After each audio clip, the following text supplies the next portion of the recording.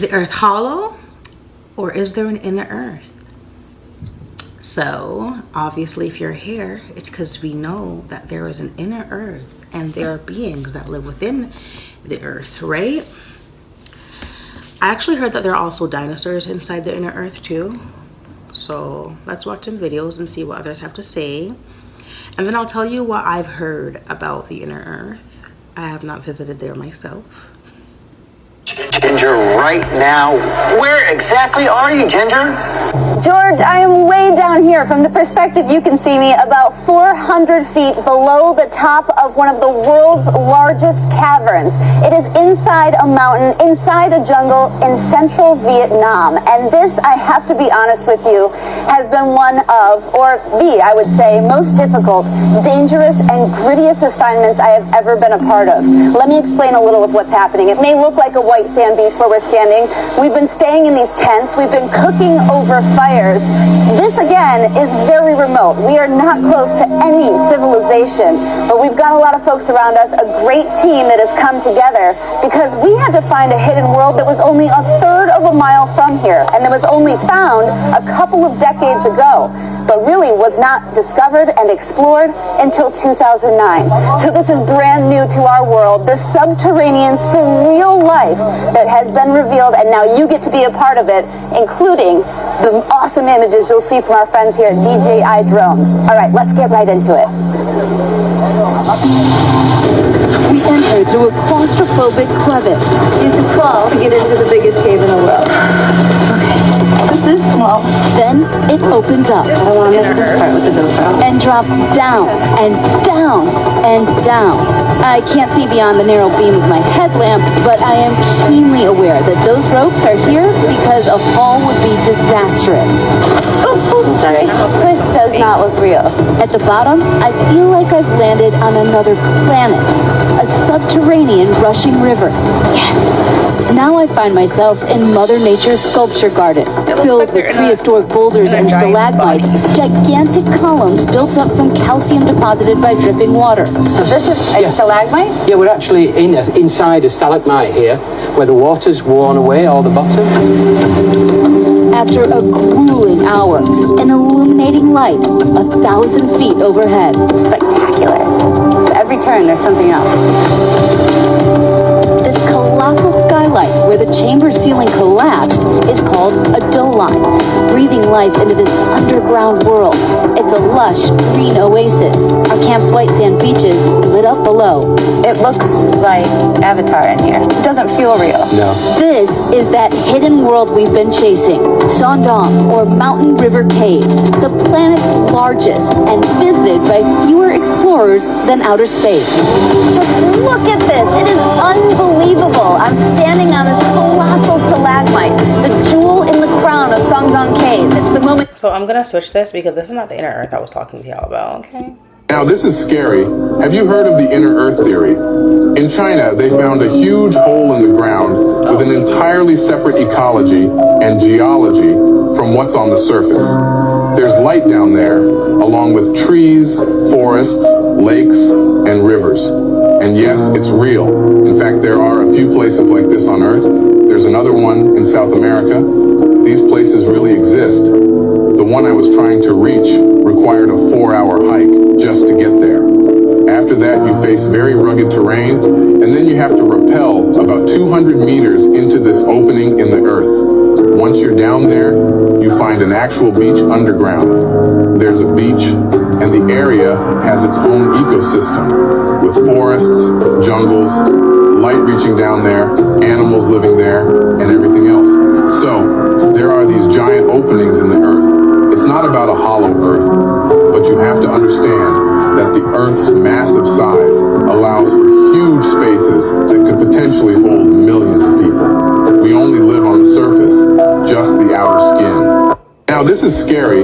Have you heard of the... Which is true. So let me go back to that video then, because like, whoa, maybe this is the hole in China they were talking about. But in the inner earth, there are civilizations, there are people that reside there. I haven't heard them mention them. That took my breath away, and it's also the moment I realized we're not even halfway there yet. way. We press on, and suddenly I'm in a jungle under a second monster skylight. Not atop a mountain, but inside it. Way inside it. More than 800 feet below the surface. You don't normally get trees and jungle in caves. That's why it's quite different. Jungle plants and animals from above adapting to this unique subterranean netherworld. We've come across monkeys, been sticks thrown at me by monkeys. In here? In here, yeah. They're throwing sticks at Throwing you. sticks. What a view from those drone cameras. This mammoth crater big enough to park 2 747s inside and tall enough to fit an 80-story skyscraper. The cave's flowing river, the creator of this alien world, carving its way through a limestone mountain for 2 million years, forming the largest underground chamber on Earth. More than 1.3 billion cubic feet of subterranean awesomeness. That's more than 15,000 Olympic-sized swimming pools. So did you guys watch the interviews on Unified TV with Jay, I think his name is, the one who covered his face? He was speaking on the inner earth, and I have to go back and watch the videos because that was a few years now. But he was saying that there's like literally a whole other life under there, right? Whole other life. There's the way he described it was kind of like under the sea, because you know, like under the sea, it's like life. Like there are houses under there. There are people. There are actually people who, like me and you, that can, you know, change our bodies or whatever, you know, like, you know, fix ourselves to go under the sea or whatever, you know, our frequency, right? So it's like, it's really interesting. Did you know that Mount Shasta could be the entrance to Inner Earth or Agartha? Now, if you don't know about Mount Shasta, it's basically a mountain in California that Lemurians and Atlanteans retreated to whenever their home was destroyed, basically. They moved into the city called Telos, which is a subterranean city that's like inside of the mountain. Now, what's really interesting about this is because yesterday I had a dream that I met these two beings that were trying to get me to tell them where the entrance of Agartha was. At least that's what I believe they were trying to do. They basically opened up this map that looks exactly like the map of Agartha, and they were pointing toward certain things on the map. And I can't remember if I really knew or if I was pretending like I didn't know. Like a part of me didn't want to tell them. It was a secret I wasn't supposed to share. And it kind of makes me wonder if that's the reason why I'm so obsessed with Mount Shasta, is because that is the entrance. And I might know where it is. I don't know. I mean, there's only one way to find out, right? Now, if you're kind of skeptical about there being an inner earth at all, the idea of inner earth has been mentioned in different cultures all around the world. Like Tibetan Buddhism mentioned Shambhala, which is apparently the capital of Agartha. It's called Patala in Hindu, and there's also Native American legends that mention people living beneath the earth. Now, it's said that the beings inside Agartha look human, while others look exotic, but they also have free energy sources, teleportation capabilities, and their technology are technologically more superior than us, apparently. So yeah, like I said, I've been wanting to go to Mount Shasta for a long time now, and I think this is the perfect time for me to go. And maybe wherever I end up going, maybe I'll have another dream where it'll tell me exactly where the entrance to Agartha is. And I don't know, I might go in. I mean, if they got locks and they're tall, I'm probably not coming back. But yeah, so this is the map to Agartha that I saw in my dream. There's obviously going to be more entrances to access Agartha. And it reminds me of that television show, I think it's called La Brea or La Brea. And it basically talks about people falling into Inner Earth and it being like a whole other ecosystem and things like that. I've only watched like 3 episodes, so I really need to catch up on that. So yeah, what do you think? Do you think that Mount Shasta could be another entrance to Agartha? Do you believe in Inner Earth at all? I mean, Yeah, I do believe that, you know, there's a huge possibility. And I know, like, the beings in the inner earth, what I heard is that the beings in the inner earth, seeing the way the earthlings, us humans, were destroying the earth, and they wanted to help us to fix the earth, or they wanted something to, because basically they were saying that if we destroy the earth, we're basically destroying their home, right? And they don't want that to happen. So, I mean, hey, I do believe that they exist. Are you guys aware that we have an inner earth civilization that lives underground? Earth is actually hollowed out, and it's different beings that live inside the planet. Inner earth is called Agartha. with the capital city being Shambhala. This is a real place, and these beings that stay there have a higher conscience than us and more spiritually advanced. The women inside of Agartha is 10 to 12 feet tall, and the men are even taller. These beings have the conscience of the 9th and the 12th dimension. Meanwhile, us up here on the surface are anywhere from the 3rd to the 5th dimension. And they are the ones who run the capital city of Shambhala. You would also have the Darrows. These are really tall, heavy-set people, and they need an advanced wheelchair to get around. Their wheelchairs will levitate in the air and take them anywhere they need to go. These species of people also mix their seeds with each other and made new species. We have portals and stargates underground, and they are protected by the Guardians. Some of these people inside the Earth are survivors of the Atlantis flood. That is also known as Noah's flood in the Bible. And majority of these people use telepathy.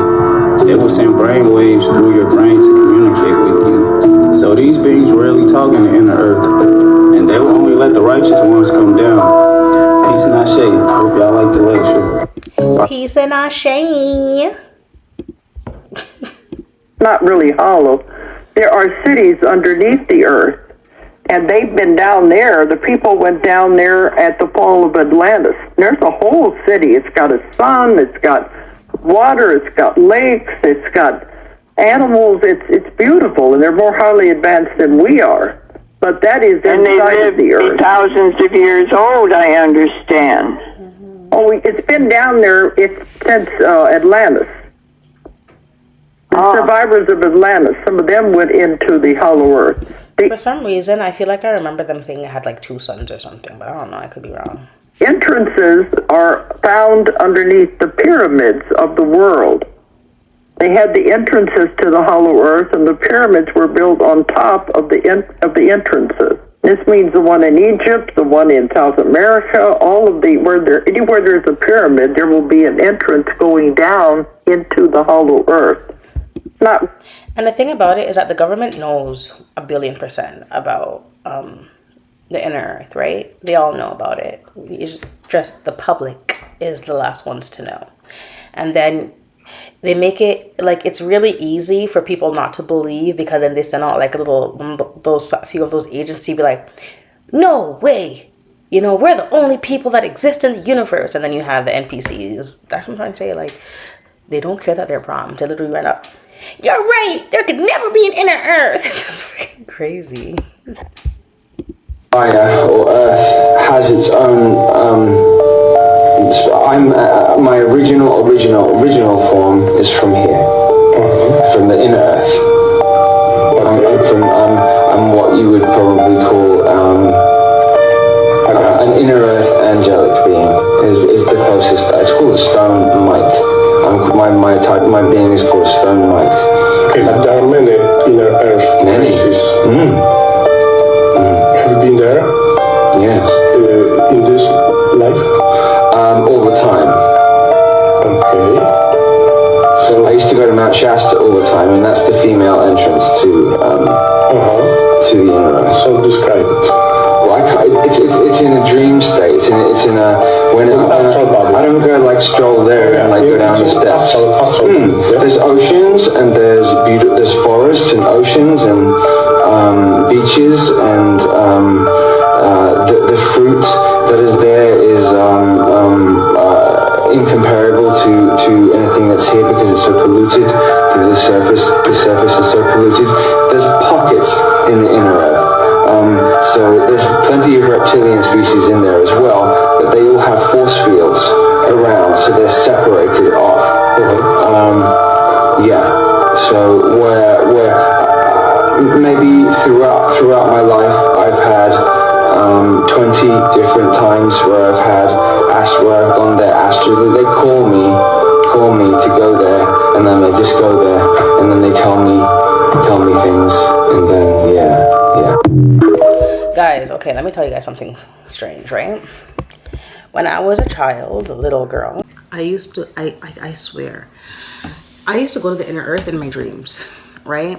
I don't know, I can't remember fully. I really want to take the time out to like dive into my head, but it's just like, guys, after I make these videos, I have to go straight into mommy duty.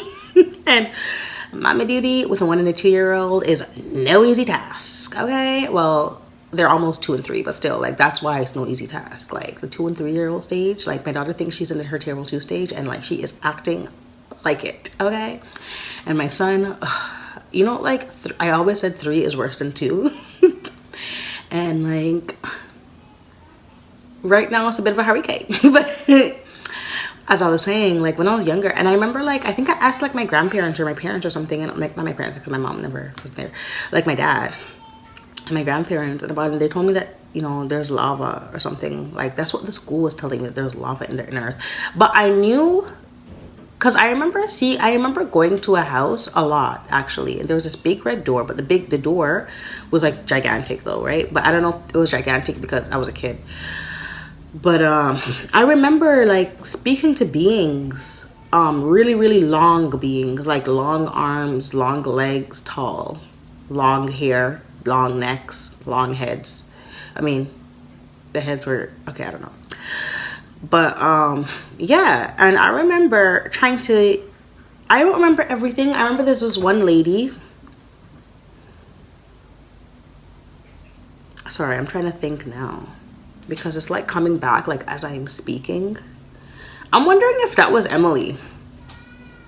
I don't know what's going on right now. It's like I'm having memories, but it's like my memories are just like in and out. I'm trying to remember who she was, but there was this one constant lady, dark skin like me, with long dreads, okay? And she used to say stuff to me, but I don't remember what she was saying. Stuff about coming back home. I don't know what she was saying. I remember water.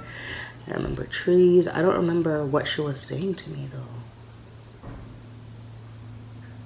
Interesting. I can't remember. But yeah, I remember all the time. And people convinced me that that was just a dream thing. You know what I mean? That's what I'm saying. Like, with me, I really want to take some time to myself. Like, I'm thinking in the summertime, I'll just, like, not sleep as much as I want to. And, like, after I put the kids to sleep, I'm just going to come outside and do some straight meditation, because it's like, I want to go back into my memories and dig up every single thing, right? Because the fact that, like, I'm uncovering all of this right now, it's like, clearly I was on point when I was a child. Because even the thing, like, you know, when you're a kid, like, I remember when I was a kid, I used to feel like, you know, this was a show and everyone's watching me. And I eventually grew out of that, because I was like, other people have feelings and emotions too. I'm not the only one experiencing this reality. But then when I'm really realizing now, and I'm seeing the people and how they react and how they think and their mindsets, and I'm seeing, I'm realizing that, you know, my guides are watching me, like how I imagined when I was younger. They are watching me. They are guiding me. I was, like, spot on when I was younger. I was the one, based on what people told me, I was the one that took myself out of that thought process, or that thought, you know, that thinking. Oh, sorry guys, I just got a really bad headache. But I was the one who did that, you know. I stopped myself. But now that I'm seeing so much and starting to uncover so much, I'm starting to realize that the true version of me when I was younger is who I'm trying to get back right now. I'm trying to get back those thoughts. But guys, seriously, my head just started hurting so bad after I said those things. So have a great day.